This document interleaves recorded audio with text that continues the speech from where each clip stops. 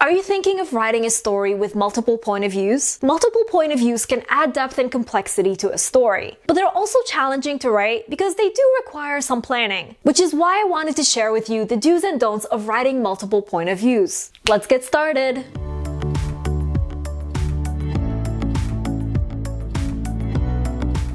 Hey guys, Nour here and welcome back to my channel. For those visiting for the first time, hello! I'm the fantasy author of the novel Divinity Falling. Be sure to subscribe for awesome writing advice videos that will help you take your story to the next level. So I don't know about you, but I love multiple point of view stories. And since I wrote a novel with two main characters, I've learned a thing or two about writing multiple point of views. The number one thing to keep in mind is that each point of view should be distinct and have an impact on the story. In other words, you can't just use a small side character as one of the main point of views. Each character needs to be important to the plot. So choose your point of view characters wisely. So now, what are the do's and don'ts for writing multiple point of views? Let's start with the do's. Do establish a clear narrative arc for each point of view. When you have one main character, your job is to give them a character arc with a clear beginning, middle, and end. Basically, you show how they grow as people from the beginning of the story until the end. And the same thing applies when you have multiple point of views. The only difference is that you now need a separate character arc for each character. So if one of the main characters isn't growing or changing as the story goes on, they're not really contributing to the story. Instead, they're just acting like side characters. So make sure they're developing as the story goes on and moving the plot forward. Do make each point of view distinctive. Like I said, it's important that each point of view character has an impact on the story. You can do that by making each one of them unique. Consider their personalities, beliefs, backstories, and even the way they talk and carry themselves. When you're writing a character's point of view, be specific with your choice of words. Remember, they each talk and think differently, so they each have their own set of vocabulary. For example, one character might say, "What's up?" while another character might just say, "How are you?" The way they dress and behave are also important for making them stand out. Do use transitions to signal point of view shifts. Not using a transition to signal a point of view shift is a mistake I see new writers make a lot, and it can confuse readers big time. So when you're switching between point of views, use a clear transition to indicate this shift. You could do this through chapter breaks or scene breaks. For example, you could end the chapter and in the next, you switch to another character's point of view. This makes it obvious that the point of view changed so that readers aren't confused. And now, let's discuss the don'ts. Don't overwhelm readers with too many point of views. Even though multiple point of views are fun to read and write, too many point of views can overwhelm readers. I mean,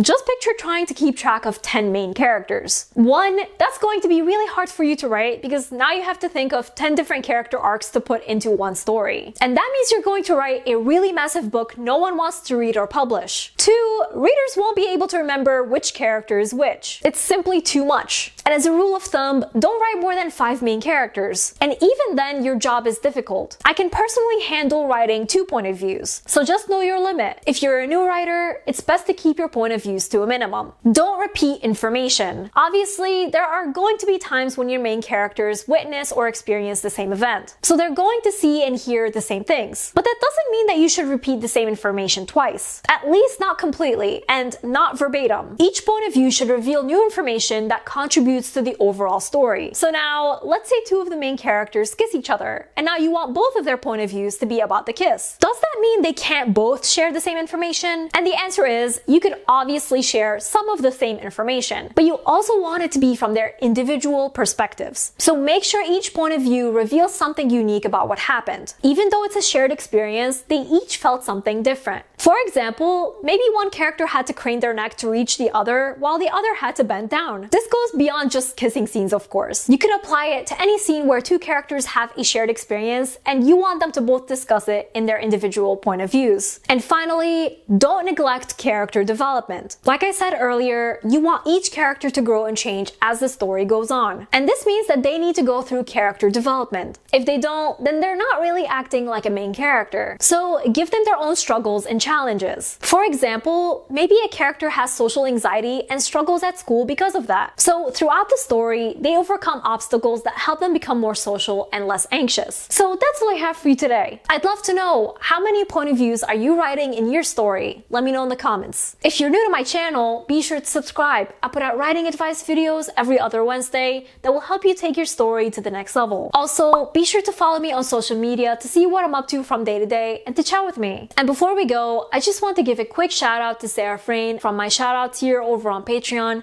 as well as all my amazing patrons. Thank you all so much for your support. I really appreciate you. And remember, Nour for president!